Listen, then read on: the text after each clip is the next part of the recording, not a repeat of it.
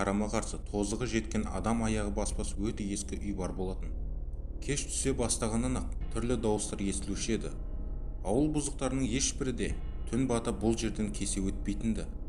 Әр нәрсенің өз ақиқаты бар емес пе? Тұрғындардың аузын ауызға тараған тылсым оқиғасы көрші ауылдарға да жетіп үлгерген. Бірі сенсе, енді бірі жындының сандырағына балайды. Мен де көрмеген соң сенбестен мазақ қылып күлетінмін.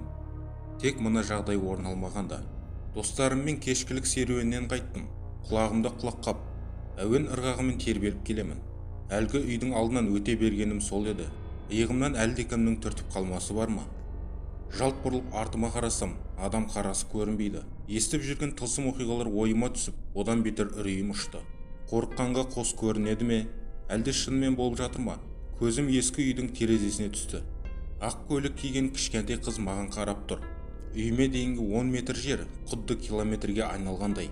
Бисмилланы қайталай беріп, денем мұздай қатқан күйі әрең жеттім. Түнімен көз ілмей қорқынышты түстер көрумен таңды атты. Одан кейін бұл жағдай ұмытылып та кеткен болатын. Алайда бір күні кеш бата, терезе перделерін жауып жатқанымда, қарама-қарсы тұрған ескі үйге қарадым.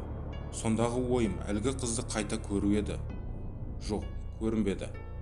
Пердені жаба бергенім сол еді. Жас қыздың шыңғырған дауысы естілді. Жалма-жан терезеге қайта қарағанымда, бұл жолы басқа көрініске тап болдым.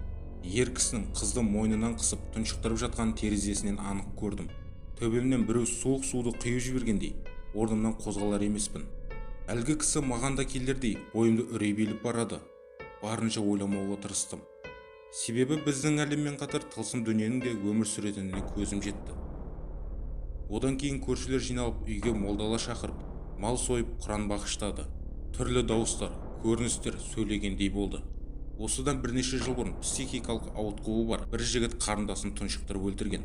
Одан кейін өзі де дарға асылып қайтыс болған.